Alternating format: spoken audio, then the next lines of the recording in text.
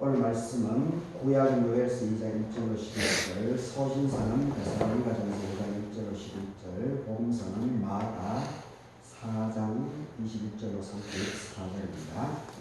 한 구절씩 나누어 읽어보겠습니다. 시온에서 나팔을 불며 나의 거룩한 산에서 경고의 소리를 질러 이 땅 주민들로 다 떨게 할지 이는 여호와의 날이 이르게 되느니라.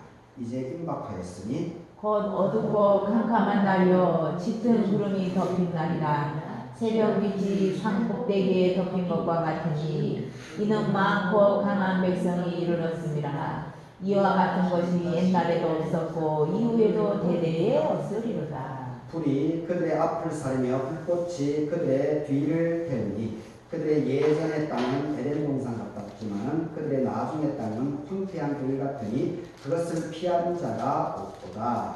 그의 모양은 그가 말하고 아는 것은 기병 같으며 그들이 산 꼭대기에서 뛰는 소리는 병거 소리와도 같고 불꽃이 건물을 사르는 소리와도 같으며 강한 군사가 줄을 버리고 싸우는 것 같으니 그 앞에서 백성들이 지르고 우리의 낯을지 하얘졌도다.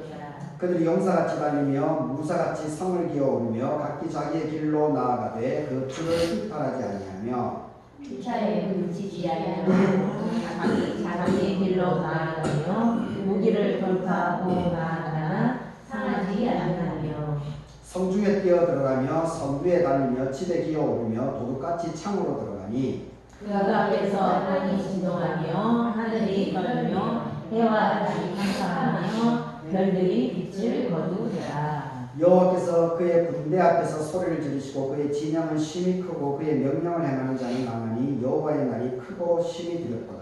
당할 자가 누구이냐. 아멘. 데살로니가전서입니다. 형제들아 때와 시기에 관하여 너희에게 쓸 것이 없음은 주의 날이 밤에 도둑같이 이를 줄을 너희 자신이 자세히 알게 하리라. 그들이 평안하다 안전하다 할 그때에 임신한 여자에게 해산의 고통이 이른 것 같이 멸망이 갑자기 그들에게 이르니 결코 피하지 못하리라. 형제들아 너희는 어둠에 있지 아니하며 그날이 도둑같이 너희에게 임하지 못하리니 너희는 다 빛의 아들이요 낮의 아들이라. 우리가 밤이나 어둠에 속하지 아니하나니 그러므로 우리는 다른 이들과 같이 자지 말고 오직 깨어 정신을 차릴지라. 자는 자들은 밤에 자고 취하는 자들은 밤에 취하되 우리는 낮에 속하였으니 정신을 차리고 믿음과 사랑의 홍심을 가지고 구원의 소망의 투구를 쓰자. 하나님이 우리를 세우심은 노하심에 이르게 하심이 아니고 오직 우리 주 예수 그리스도로 말미암아 구원을 받게 하십니다. 예수께서 우리를 위하여 주사 우리로 하여금 깨어있는 지 자자들이 자유와 함께 살게 하려 하셨느니라. 그러므로 피차고 면하고 서로 덕을 세우기를 너희가 하는 것 같이 하라. 아멘. 아멘. 마가복음입니다. 또 그들에게 이르시되 사람이 등불을 가져오는 것은 말 아래나 평상 아래 두려움이냐 등경 위에 두려움이 아니냐. 드러내려 하지 않고는 숨긴 것이 없고 나타내려 하지 않고는 갇힌 것이 없느니라. 들을 게 있는 자들은 들으라. 또 이르시되 너희가 무엇을 듣는가 스스로 산다라. 너희의 헤아리는 그 헤아림으로 너희가 헤아림을 받을 것이며 더 받으리니 있는 자는 받을 것이고 없는 자는 그 있는 것까지도 빼앗기리라. 또 이르시되 하나님의 나라는 사람이 씨를 땅에 뿌림과 같으니 그가 밤낮 자고 깨고 하는 중에 씨가 나서 자라되 어떻게 그리 되는지를 알지 못하느니라. 땅이 스스로 열매를 맺되 처음에는 쌍이요 다음에는 이삭이요 그 다음에는 이삭의 충실한 곡식이라. 열매가 익으면 곧 낫을 대나니 이는 추수 때가 이르렀습니다. 또 이르시되 우리가 하나님의 나라를 어떻게 비교하며 또 무슨 비유로 나타낼까. 겨자씨 하나와 같으니 땅에 실릴 때에는 땅 위의 모든 씨보다 작은 것이오되 신기름에는 자라서 모든 풀보다 커지며 큰 가지를 내나니 공중의 새들이 그 그늘에 깃들 만큼 되느니라. 예수께서 이러한 많은 비유로 그들이 알아들을 수 있는 대로 말씀을 가르치시되 비유가 아니면 아니면 말씀하지 아니하시고 다만 혼자 계실 때에 그 제자들에게 모든 것을 해석하시더라. 아멘. 아멘. 오늘 이 본문으로 주의 날은 밤에 도둑같이 온다. 주의 날은 밤에 도둑같이 온다.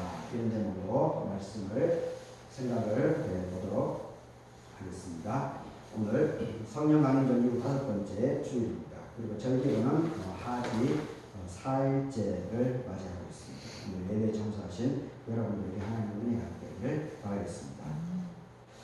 오늘 이 구약이나 서신서나 복음서 이 세 가지 공통되는 부분은 종말 마지막 때에 대한 그 부분을 언급하고 있습니다.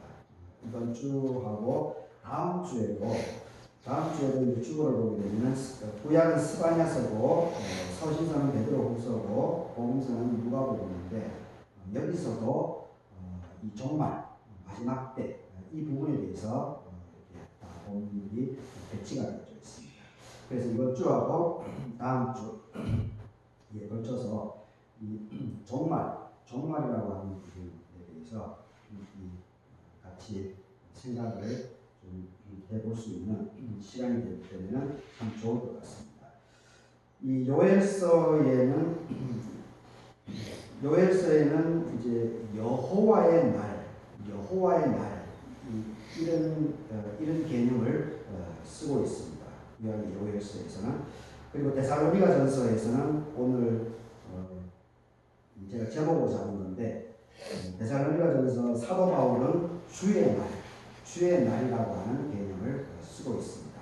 그리고 이 복음서에서는 예수님께서는 항상 하나님의 나라, 오늘 본문도 마가복음에도 이 하나님의 나라라고 하는 것이 26절하고 그리고 30절 두 번에 걸쳐서 이 하나님의 나라 이런 개념을 쓰고 있습니다. 하여튼 다음 주에도 이제 구약 복음이 이제 스바냐서 거기에도 여호와의 날 이런 개념을 쓰고 있습니다. 하여튼 이 여호와의 날, 주의 날, 그리고 하나님의 나라 이것은 다 동일하게 이 하나님께서 오시는 날, 예수 재림의 날 이런 부분을 그 의미를 내포하고 있습니다. 그래서 그리고 또 이 종말이라고 하는 것이 이게 잘 이해하지 못하게 되면 이게 종말 재림이라고 하는 것이 기독교에 있어서 아주 중요한 개념입니다. 이 중요한 개념인데 그런데 이 부분을 우리가 제대로 이해를 하지 못하게 될 때 이렇게 휙휙 넘어갑니다. 그리고 이것을 두려움, 공포감으로 다가오게 되면서 내 스스로가 나의 믿음으로 내 삶을 개척하는 것을 방해합니다. 그래서 이 힘이 있는 말빨이 센 목사, 성경을 왜곡시키는 그런 사람들에게 휙 안겨버리죠. 그래서 결국은 가정이 파괴되고 그리고 재산도 탕진해버리게 되고 직장도 잃어버리게 되는 그런 아주 위험성이 내포되어 있는 그런 개념이기도 합니다. 그래서 우리가 이 종말, 성경에서 이야기하는 이 종말, 이 부분에 대해서 우리가 온전하게 잘 이렇게 이해하고 성경을 해석할 줄 알아야 되고 그리고 또 이 장난치는 것들에 대해서 우리가 중심을 잘 잡고 거기에 휘둘리지 않는 것이 참 중요하지 않느냐 그런 생각을 해보게 됩니다. 일단 그 데살로니가전서를 중심으로 해가지고 본문을 보면서 살펴보도록 하겠습니다.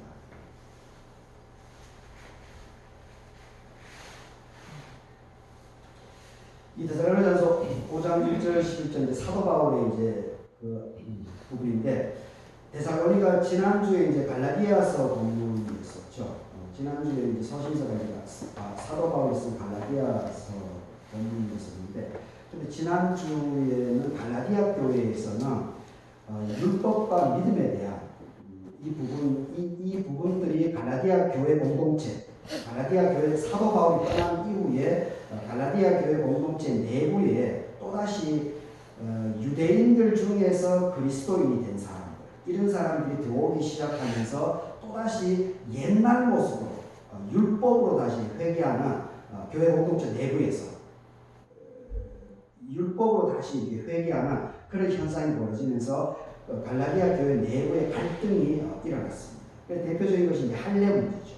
할례 문제. 사도 바울 같은 경우는 할례를 받느냐 마느냐 이것을 그렇게 중요하게 생각하지 않았습니다.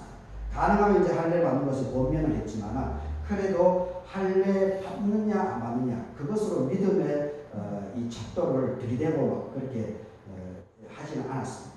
근데 사도 바울이 떠난 이후에 이 유대인들 중에서 개종한 이 사람들이 들어오면서 자기 관습들이 있습니다. 자기 기존에 어떤 젖어 있는 이 사고 패턴 이런 것들이 있다 보니까 이 지도자가 없는 틈에 자기들의 이 습성을 그 교회 공동체에 이렇게 드러내게 되는 것이죠.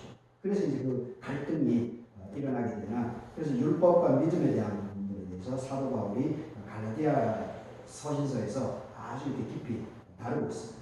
그런데 이제 데살로니가 교회의 문제점이 뭐냐면 데살로니가 교회에서 문제점은 바로 이 종말에 대한 부분입니다. 종말에 대한 이 부분이 문제가 생기기 시작을 했습니다.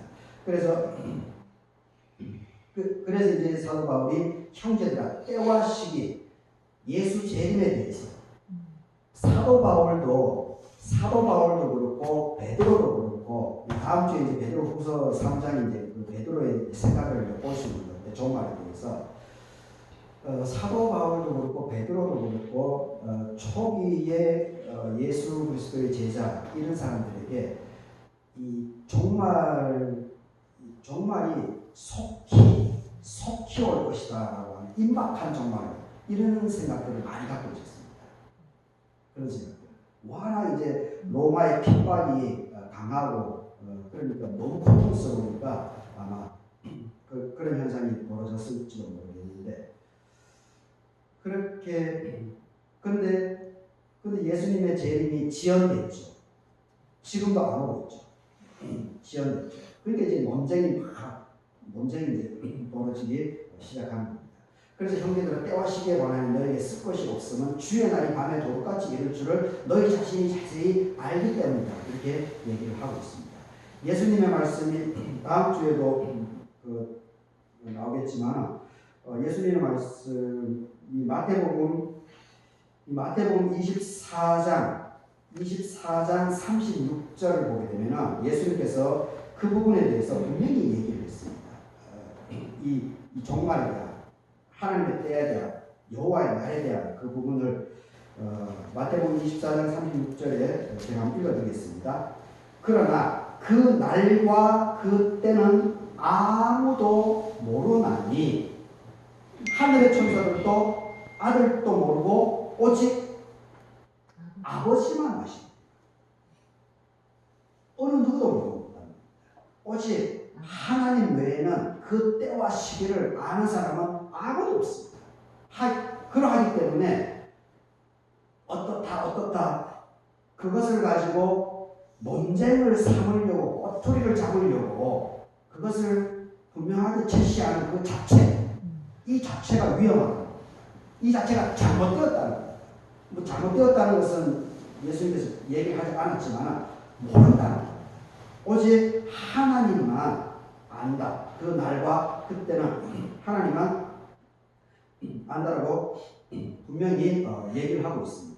그러하기 때문에 사도 바울도 예수님께서 하신 말씀을 알기 때문에 1절에서 형제들아 때와 시기에 관하여는 너희에게 쓸 것이 없다라고 분명히 얘기를 하고 있습니다. 그러면서 예수님께서 하신 그 말씀 그대로 인용해서 2절에서 주의 날이 밤에 도둑같이 이룰 줄을 너희 자신이 자세히 알고 있다. 이렇게 얘기하고 있습니다.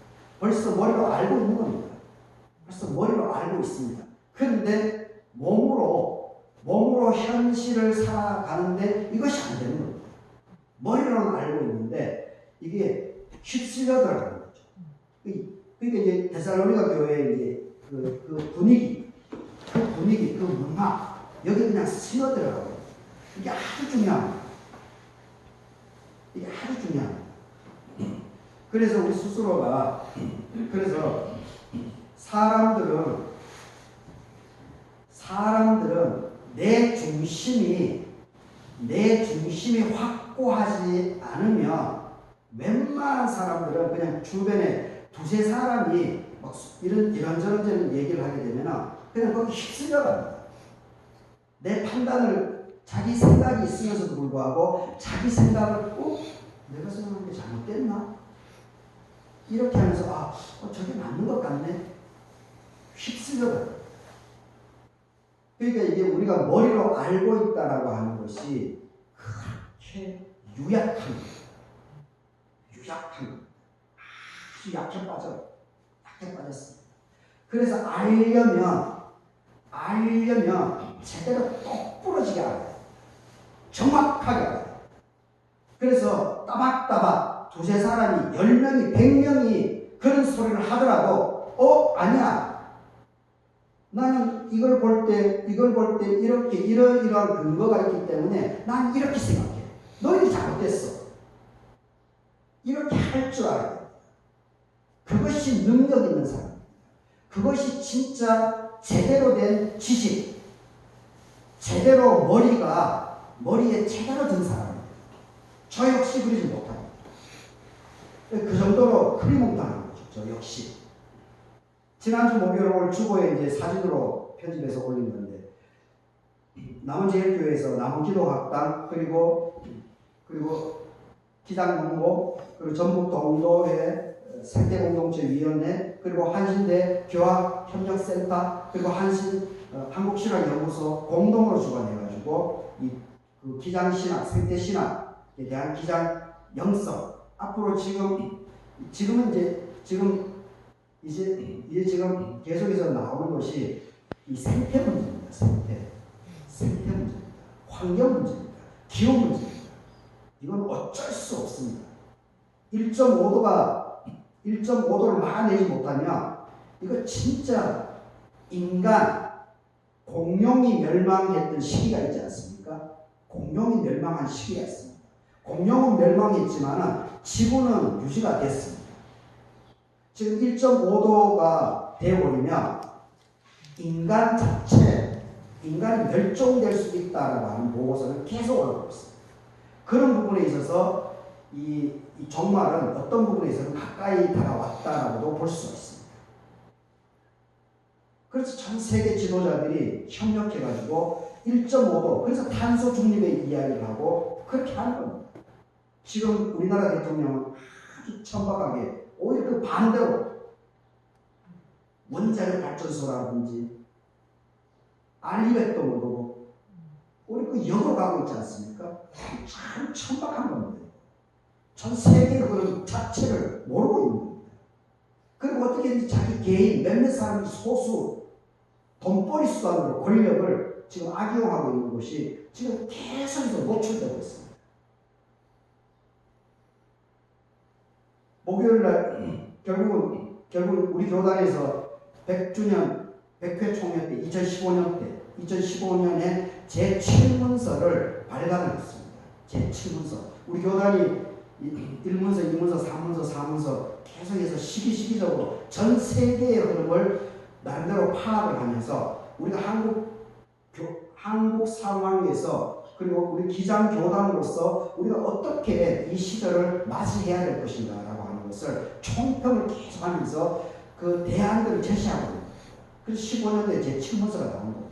그런데 거기 그 부분에 있어가지고 이제 생태에 대한 기후 위기에 대한 이 부분이 7가지 중에 4번째 주제로 이 부분을 다루고 있습니다. 그래서 이제 생태신학. 그래서 우리가 지금 이 지구가 지구는 종말하지는 않을 겁니다. 지구는. 그런데 인간이 멸종할 수 있는 시기는 이대로 가면은 점점 빨라지고 있습니다.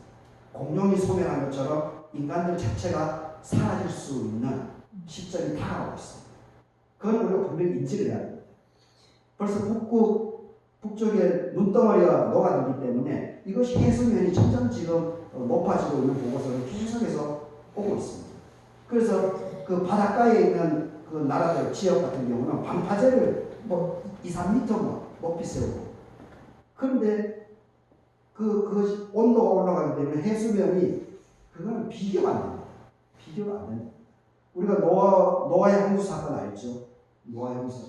물론 예수님도 마태복음 제가 일찍 알았지만 24장 부분에서 노아의 때 부분을 얘기합니다. 산 꼭대기 있었죠. 40일 동안 비가 왔는데. 그런데 온도가 1.5도가 올라간 상태에서 해수면이 어느 정도까지 올라가 있습니다. 아마 저 정확한 데이터는 지금 찾아봐야 되겠지만 우리 이 해발 500고지 여기도 물에 잠길 수가 있어요. 물에 잠길 수 있어요. 여튼 제 질문서, 그러니까 제가 이제 총회라든지 이런 모임들에 잘 안 가기 때문에 그런 것들을 이제 좀 전체 흐름은 파악하고 있지만 제 질문서 부분을 제가 그 전문 전체 그 글은 제가 읽지 않았습니다. 그 전체 7가지 주제 부분은 제가 알고 있지만은, 그래서 그날 강사로 온 사람에게 허석헌 박사에게 후배에게 그 전문을 보내달라고 했더니만은 오늘 아침 이른 아침에 이제 그 파일을 저에게 보내줬기 때문에 한 10페이지 정도 됩니다. 그래서 그걸 제대로 정확하게 잘 읽고 숙지를 해야 되니까 그런 생각을 제가 좀 하게 되는데, 하여튼 그걸 친문서가 나왔으면은 그 친문서에 대해서 그게 우리 기장의 총회에서 결의한 거예요. 그러면 기장 목사라면 기본적으로 그것을 인지를 하고 있어야 돼요. 인지를 하고 그 친문서 정신을 완전히 나의 것으로 소화해가지고 우리 교인들이 비록 9가정 13명의 교인들밖에 없지만 그럼에도 불구하고 기장 총회의 그 정신을 여기서 그리고 성경 말씀을 보면서 그 정신으로 풀어가야 되는 것이 맞는 거죠. 그런데 제 자신이 기장 목사임에도 불구하고 총회에서 나온 그런 정신 자체를 아직도 15년대에 나온 것을 아직도 읽지 못했다. 이게 지식이 정확하게 들어가 있지 않는 거죠. 그러면 휘둘리는 겁니다. 누가 이렇게 얘기하냐. 친문서, 친문서, 나 들어보긴 들어봤는데 그 내용이 뭔지 모르는 거죠. 정확하게 알아야 돼요. 그래야 변명이 수덕수덕 되더라도 그거 아니야. 너가 잘못 이해한 거야. 내가 볼 때 이것은 이런 부분이야.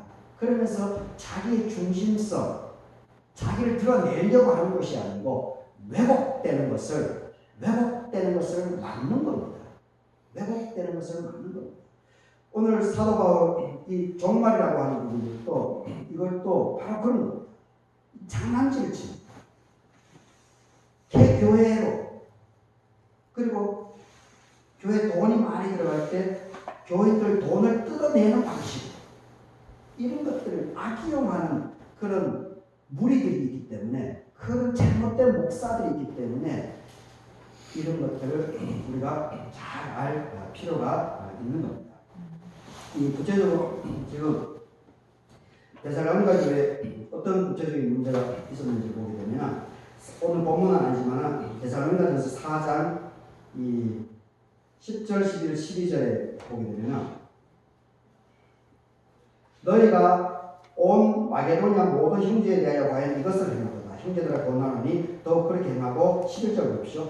너희에게 명한 것과 같이 조용하게 자기 일을 하고 너희 손으로 일을 하기를 힘쓰라, 이렇게 하고 있습니다.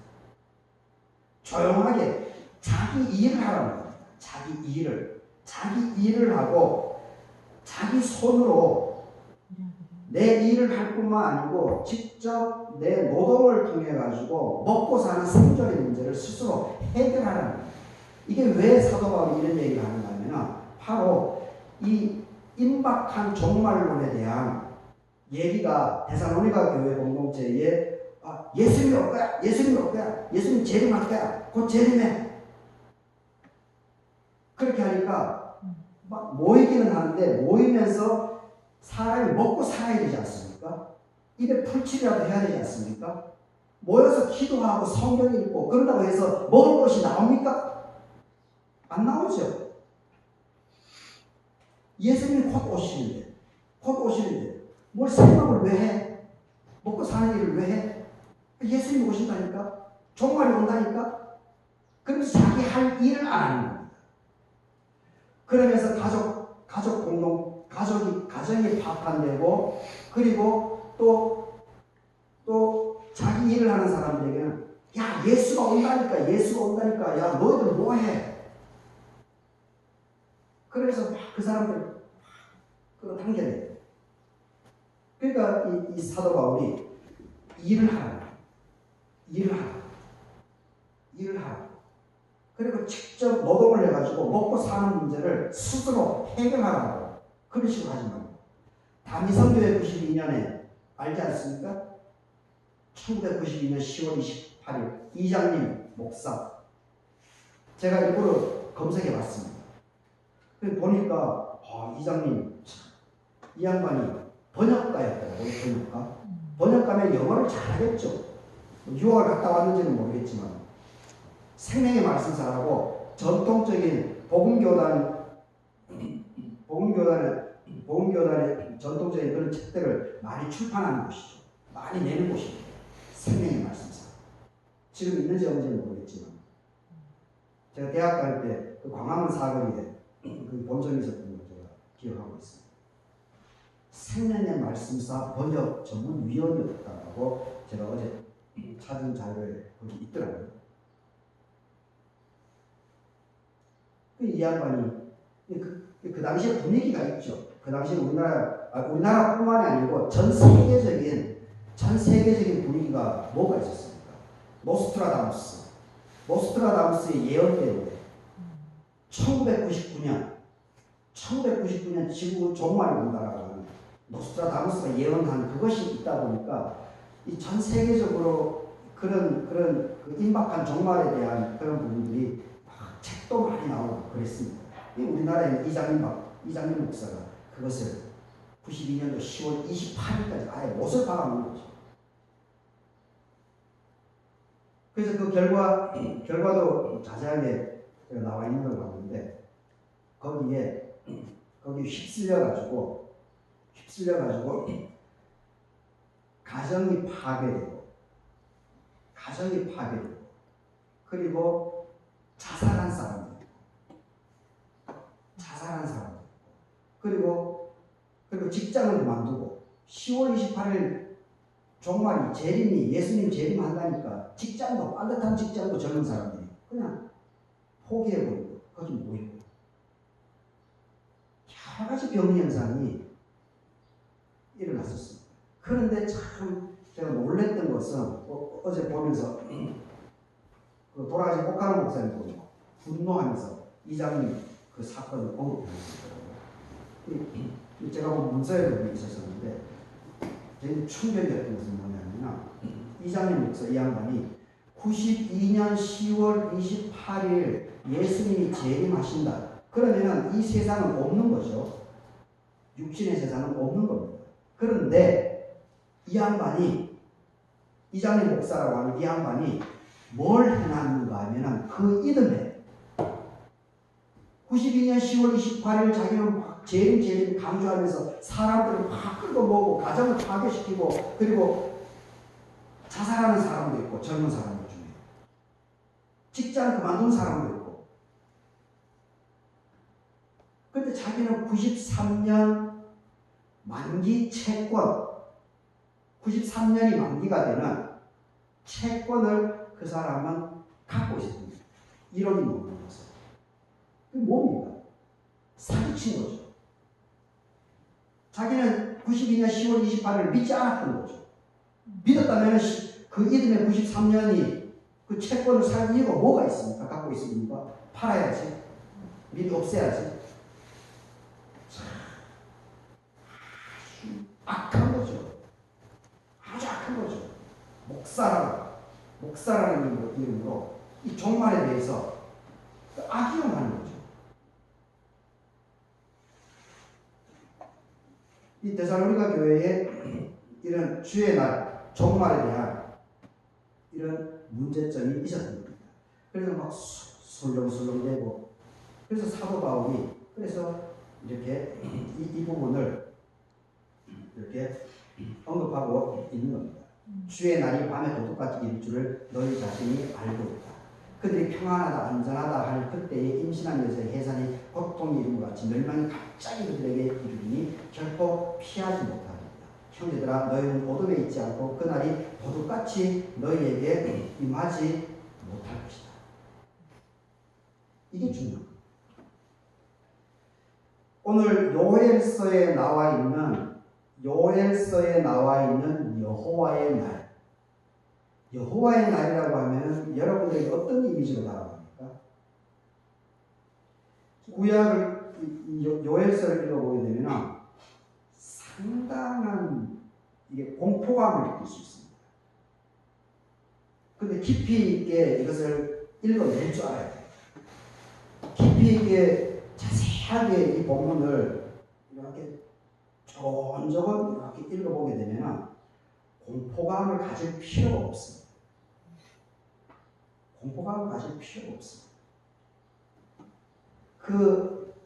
제가 한번 읽어보겠습니다. 시온에서 나팔을 불며 나의 거룩한 산에서 경고의 소리를 질러 이 땅 주민들로 다 떨게 할지니 이는 여호와의 날. 여호와의 날에 대한 개념들이 일반적으로는 두려움과 공포감을 이렇게 심어주는 개념으로 많은 사람들에게 인지가 되고 있을 겁니다.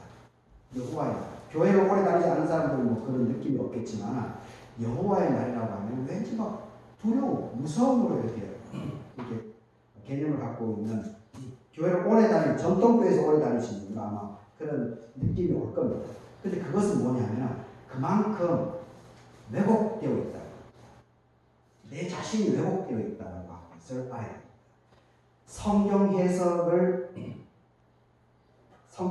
부분이 잘못된 정도, 목회자들이 해석을 잘못한 것이고 여러분들의 잘못이에요.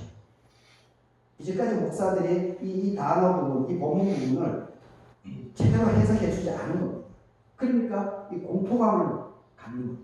두려움을 갖는 겁니다. 그러니까 이것을 이장님이라고 하는 이런 사람과 같이 그것을 악의화하는 거죠. 그 신이에요. 그래서 자기 돋보일 수도 없는 거예요. 교인들. 하나님의 말씀을 가지고. 그 여호와의 이름을 망령되게 거는 거죠. 여호와의 날. 보십시오. 어둡고